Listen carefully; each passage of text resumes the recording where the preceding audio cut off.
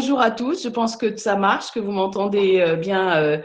Donc vraiment, un grand merci d'être là. Nous sommes vraiment très heureux de vous accueillir à ce premier salon virtuel de la maladie de Crohn et de la RCH. Alors voilà, après avoir été à Lyon, à Lille, à Paris, on aurait dû être à Marseille aujourd'hui. Donc bonjour Marseille. Et voilà, on est devant vous par la magie d'Internet devant nos écrans. Alors ce salon, comme les derniers salons régionaux en présentiel, cet horrible mot, a pour vocation première de répondre à vos questions, de vous apporter une information de qualité. Parce qu'en cette période de crise sanitaire, de pandémie, mais aussi d'infodémie, où il se dit tout et n'importe quoi, cette mission est essentielle. Mais la crise impose aussi également de se réinventer et d'innover, ce qu'à la FA, nous avons fait depuis le début de l'année, à travers une information ultra réactive, à travers un soutien accru aux malades et proches. Car on le sait, les difficultés sont très grandes en ce moment, à travers aussi un programme de coaching pour prendre bien soin de vous à la maison. Donc, on se réinvente, et c'est le cas avec ce salon 100% numérique, certes, mais de très grande qualité. Toute la journée, en effet, vous pourrez assister à des conférences animées par de prestigieux orateurs. Il y aura d'abord le docteur Kalvicki qu'on vous présentera. Ensuite, à 11 heures, le professeur Lahari de Bordeaux, grand expert Mickey, qui a été aussi membre de notre conseil scientifique.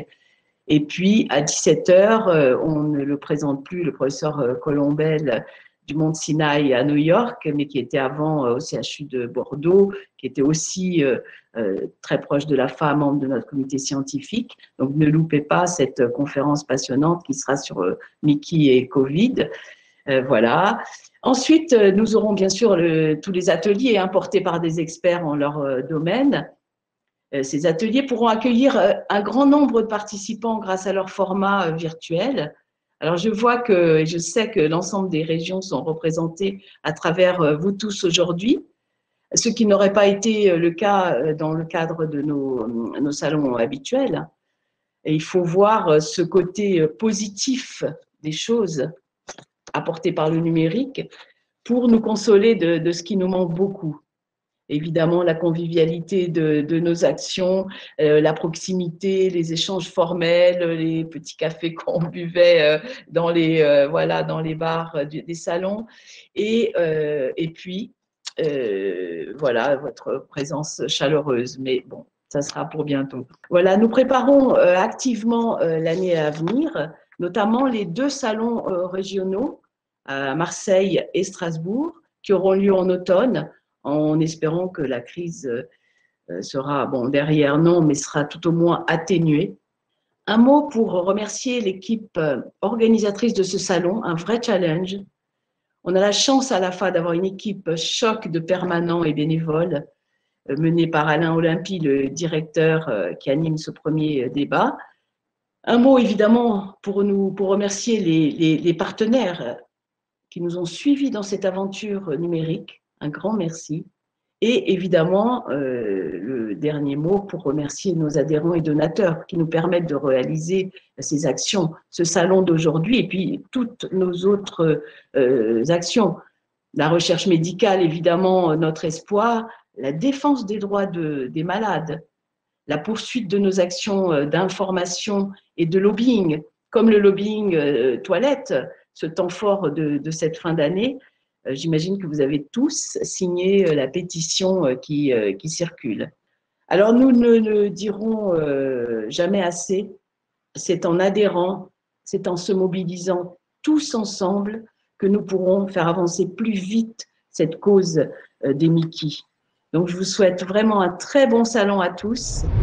Bah oui, docteur, on a fait tout ça. Je suis en rémission, je suis pas carencé, je fais un peu de sport et pourtant je suis toujours fatigué. Alors qu'est-ce qu'on peut faire? Alors des petits messages. D'abord, prioriser, c'est-à-dire qu'il faut se fixer des priorités, il faut hiérarchiser, se fixer faire des to-do list. Il y a des choses qui sont peut-être pas essentielles de faire au quotidien. Il faut s'adapter à sa fatigue, il faut s'autoriser des petites micro-siestes, des moments de repos. Il faut tenir compte de son rythme personnel qui n'est pas forcément le même que les autres. Il faut accepter, non pas accepter, mais en tout cas essayer de faire des compromis avec sa fatigue. Il faut déléguer, il ne faut pas hésiter à que les tâches du quotidien soient faites par l'entourage, les amis, la famille.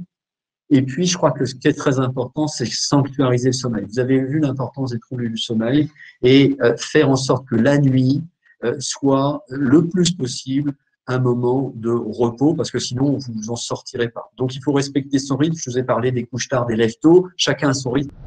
Je rappelle que dans les ressources de l'AFA, vous avez les fiches thématiques traitement qui sont d'ailleurs faites par le JETED et toi, David, je sais que tu es à la tête de file justement de la commission qui fait ces fiches sur les traitements. Donc, c'est vraiment très important, je pense, d'avoir ces informations sur les traitements. Et puis, on a évidemment tout un tas de vidéos sur notre chaîne YouTube. Et il faut penser également à la plateforme Wikiconnect si vous souhaitez avoir plus d'informations et être accompagné. Aujourd'hui, c'est vrai qu'on a quand même des grandes perspectives, mais on n'est pas toujours très rassuré sur la question des effets secondaires de ces traitements. Il y en a pour certains, on a du recul, mais pour d'autres, c'est quand même compliqué.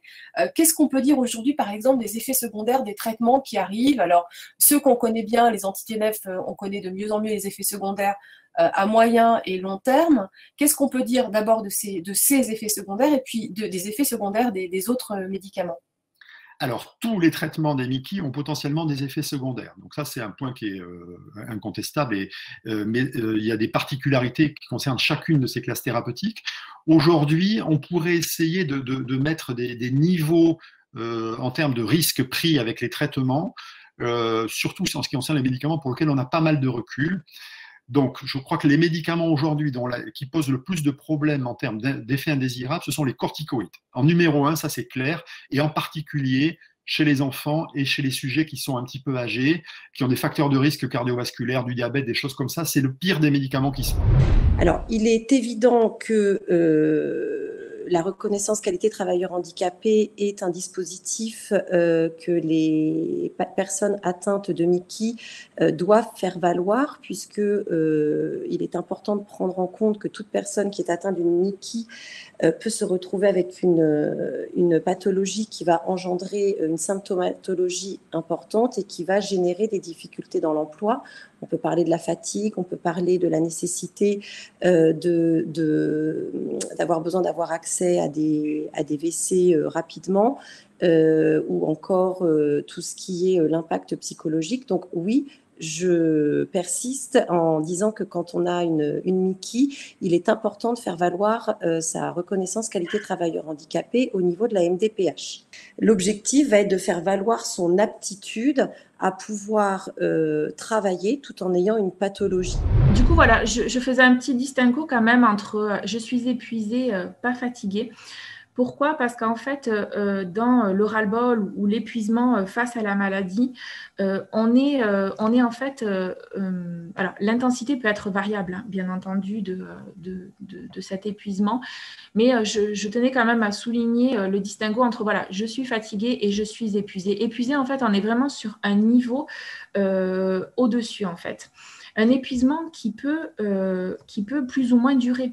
C'est-à-dire que vous pouvez en avoir ras-le-bol ou être épuisé face à votre… voilà, sur quelques jours, sur quelques semaines, mais ça peut durer plus longtemps. Et quand ça dure plus longtemps, je pense que là, c'est important de pouvoir le poser, en fait. Le poser soit avec votre entourage ou le poser, en fait, avec un professionnel de santé.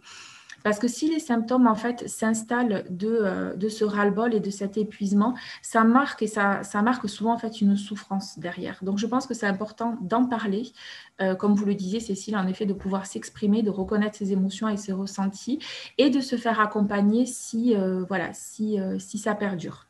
Marian Kabicki disait en définition que la fatigue, c'était le manque d'énergie sans lien avec une activité physique qui arrive à limiter donc les activités. Mais le quatrième morceau de la définition, c'est dont on ne récupère pas par le repos. Et ça, c'est peut-être la chose la plus difficile à expliquer à l'entourage. C'est qu'il ne suffit pas d'une bonne nuit, en fait, pour aller mieux le lendemain. On va commencer par le chauffage corporel. Le chauffage corporel, C'est la base de tous les exercices, en tout cas d'au moins 80% des exercices que vous pourrez faire en sophrologie. Le chauffage corporel, c'est vraiment l'exercice simple et basique de respiration abdominale. Alors, cet exercice, vous allez poser une main sur votre ventre, une main sur vos lombaires. Et vous allez juste inspirer et expirer. Évidemment, si c'était si simple, je ne serais pas là pour vous l'expliquer. Donc, l'inspiration, je vais me mettre de profil juste pour que vous puissiez voir mon ventre au moment de cette explication. Vous êtes dans cette position de départ, vous allez inspirer. Quand vous inspirez, vous allez voir que mon ventre va gonfler. J'inspire. J'expire.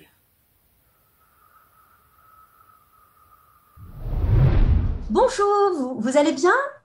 Oui, merci, mais c'est à vous qu'il faut demander ça. Oui, enfin c'est votre consultation. Hein. Ah ben on est deux. Moi, je suis vraiment partie prenante dans mon parcours de soins, vous savez. Oui, écoutez, commençons. Notre consultation. Oui, je sais, mais est-ce que vous avez eu des poussées récemment? Alors, oui. D'ailleurs, j'ai rempli mes scores sur Mickey Connect. Je vous les ai envoyés par mail. Vous avez regardé, je suppose? Oui, enfin, pas encore, hein, mais je vais le faire. Ça, c'est le problème. Vous, les médecins, vous travaillez beaucoup. Alors, même peut-être sans doute trop, mais du coup, c'est pas pour vous jeter la pierre, mais vous n'avez pas le temps de préparer vos consultations. Alors que moi, je prends le temps. Ben, oui, je vois, Violette, que vous prenez du temps. Bon, alors, en termes de poussée, racontez-moi. Non, mais pour finir sur la thématique, dans mon cas, je dirais que c'est plus une question de gestion des priorités que de gestion du temps. Vous voyez? Oui, et en termes de gestion des poussées? Alors là, vous avez de l'humour, c'est bien. Non, les poussées, ça va, je gère. Je vous ai aussi amené les résultats de la prise de sang, bien que j'imagine que le laboratoire vous les a envoyés. Ils sont bien dans ce laboratoire. Ils sont sérieux, ils sont patients, ils sont aimables, ils sont vraiment super. Ouais. Écoutez, là, je regarde. Non, c'est bon. C'est aussi de se dire, je ne suis pas que ma maladie. Parce que c'est la même chose pour je ne suis pas qu'une professionnelle. Je ne suis pas que maman, je ne suis pas que parent, je ne suis pas que femme ou la femme de quelqu'un, je suis une personne. Et dans vos cas, enfin dans les cas que vous pouvez traverser à travers la maladie, je vais vous montrer 2 ou 3 petites choses que je trouve importantes. C'est de faire la différence entre la personne et ce dont je parle. Donc la personne ici, on pourrait dire, tiens, c'est moi ou c'est vous, tu vois. Et ici, par rapport à la thématique du jour, il y a la maladie. Effectivement, mais ce n'est pas les 2 mêmes choses.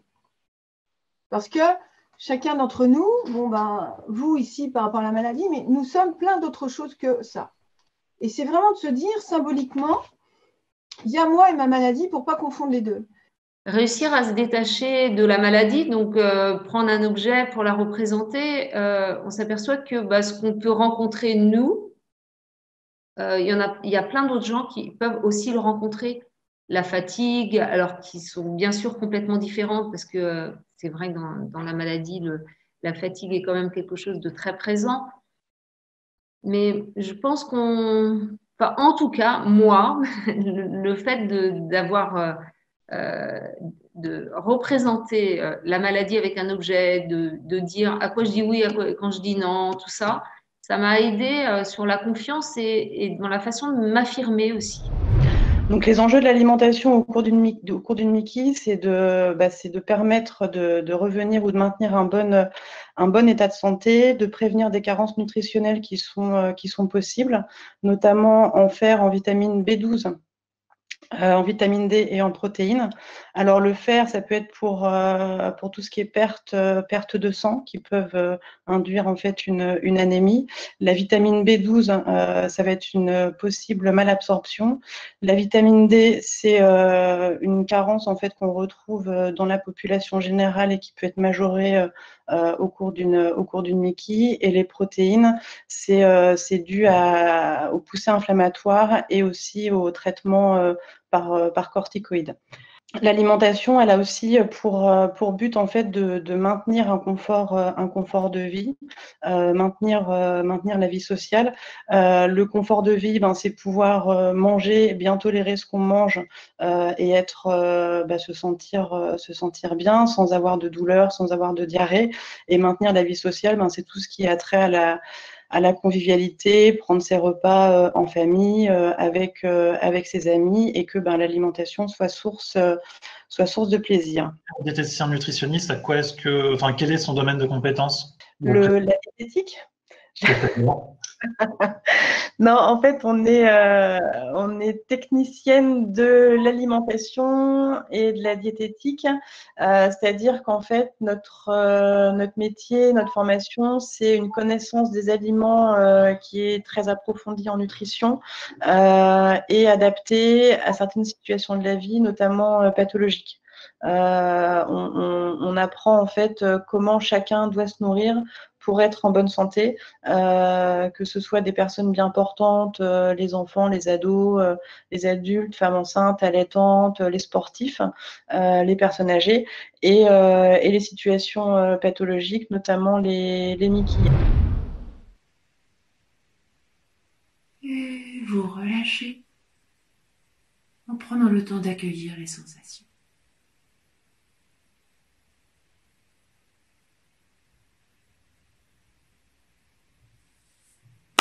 On revient. On frotte les mains. Ces mains qui nous donnent un massage et ces mains qui reçoivent aussi un massage. Vous allez maintenant utiliser vos pouces sous les sourcils, les index par-dessus, et vous étirez vos sourcils. Comme si vous vouliez dessiner de grands sourires à votre front.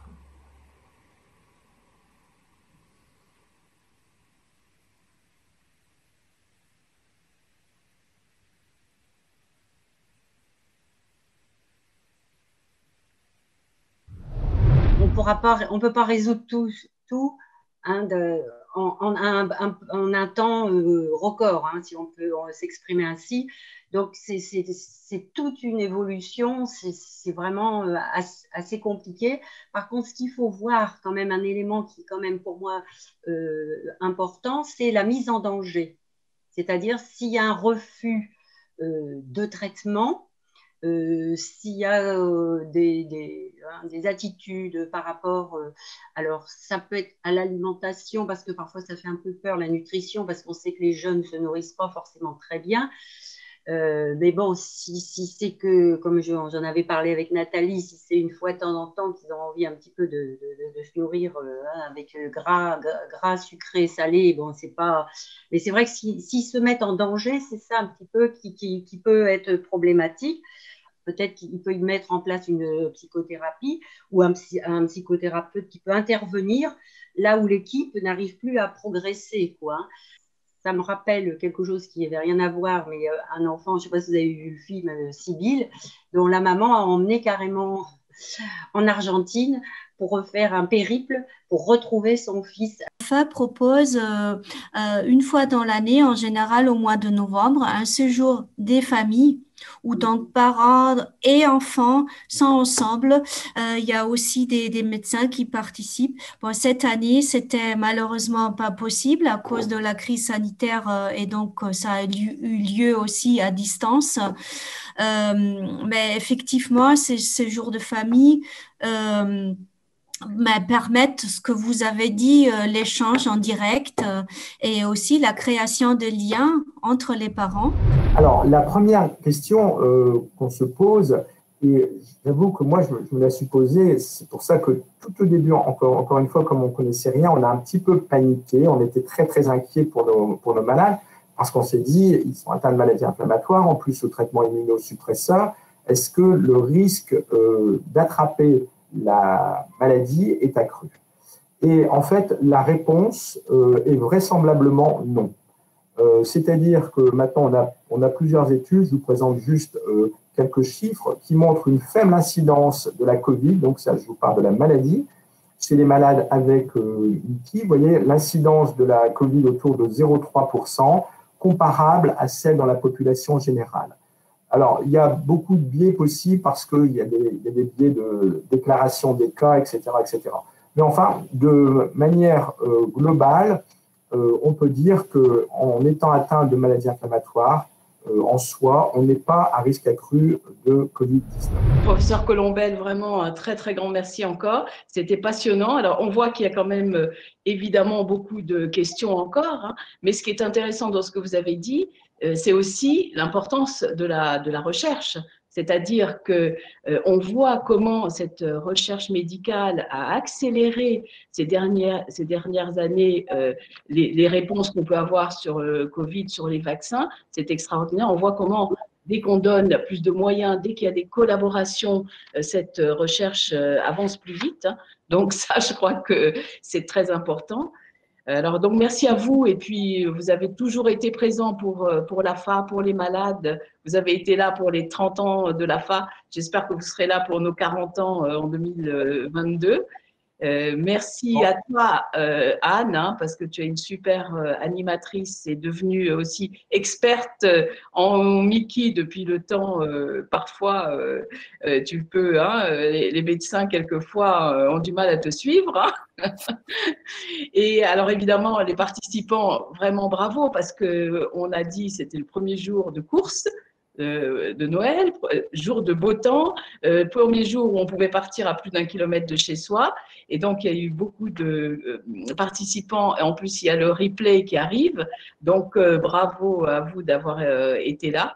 Et alors, évidemment, les partenaires, hein, parce que sans eux, on aurait du mal à avoir toutes ces actions. C'était une belle première, ce salon, vraiment.